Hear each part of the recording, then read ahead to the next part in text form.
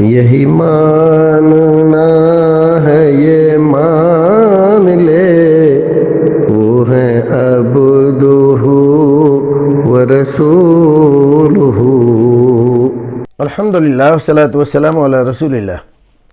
ناظرین، خیر مقدم ہے آپ کا کریم ٹی وی اردو میں۔ محمد صبیر دہلی سے سوال کرتے ہیں کہ مسجد کے امام کی موجودگی میں اس کی اجازت کے بغیر نماز پڑھانا کیسا ہے؟ دیکھیے، امام دو طرح کے ہوتے ہیں۔ ایک امام وہ ہے جو امام راتب کہلاتا ہے، یعنی باقاعدہ طریقے سے متولیان نے، ٹرسٹیان نے متعین کیا ہوا ہے اس کو، اور اس کو اس کی تنخواہ دی جاتی ہے۔ یہ ہے امام راتب۔ اور ایک امام وہ ہے جو کوئی اور ہے نہیں تو وہ نماز پڑھا دیتا ہے، نہیں ہوتا ہے تو کوئی اور پڑھا دیتا ہے، اکثر وہ پڑھا دیتا ہے، اس کو متعین نہیں کیا ہے کسی نے، نہ کسی کمیٹی نے، نہ ٹرسٹیان نے، نہ متولیان نے، لیکن ان کو قرآن شریف کچھ یاد ہے اور نیک ہیں، دیندار ہیں، لوگ کہتے ہیں کہ آپ نماز پڑھا دیجئے تو وہ نماز پڑھا دیتے ہیں۔ تو دو الگ الگ صورتیں ہیں، فقہاء کرام نے دونوں کے تعلق سے مسائل میں فرق کیا ہے۔ اب اگر امام راتب ہے تو حق اسی کا ہے امامت کرنے کا۔ اگر کوئی صاحب امامت کرنا چاہتے ہیں تو اس سے اجازت لے کر ہی امامت کریں۔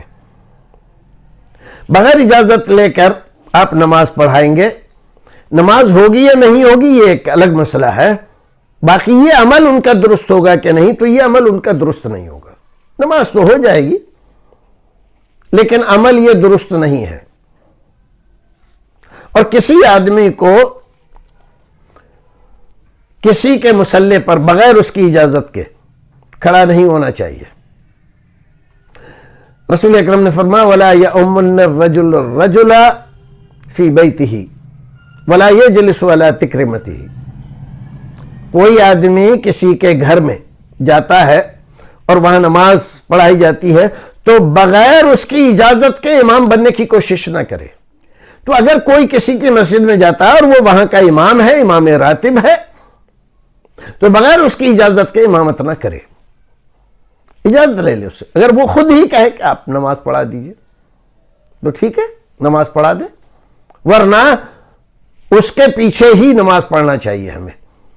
تو یہ فعل اگر کسی صاحب سے سرزد ہوتا ہے اور وہ کرتے ہیں ایسا اپنے آپ کو بڑا مان کر یا اپنے آپ کو بڑا عالم، فاضل یا کچھ بھی مان کر بغیر امام سے پوچھے ہوئے اور کسی بھی جگہ جاتے ہیں تو بڑھ جاتے ہیں آگے اور نماز پڑھاتے ہیں، تو یہ ان کا فعل سنت کے خلاف ہے اور ان کو باز آنا چاہیے۔ سنت کی مخالفت بلا وجہ بغیر عذر شرعی کے یہ درست نہیں ہے، اس کا نتیجہ بہت بھیانک آتا ہے۔ اللہ رب العزت ہمیں اور آپ کو نیک عمل کرنے کی توفیق عطا فرمائے۔